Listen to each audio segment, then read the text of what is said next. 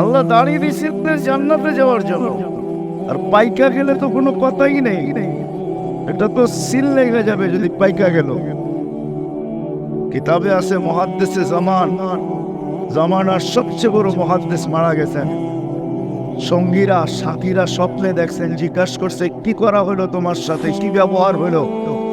তো বলতেছে দাড়ি দেখায় জান্নাতে চলে গেছে। দাড়ি দেখায় মানি আল্লাহ জিজ্ঞাসা করছিল ওই বুইরা কি নিয়ে আসছস?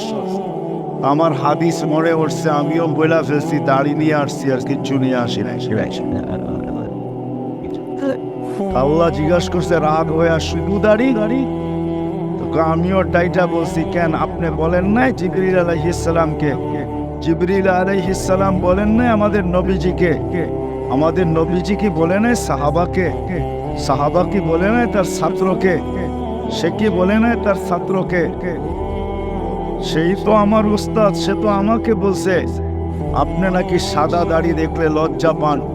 এইখানে তো আইসা দেখি উল্টাটা।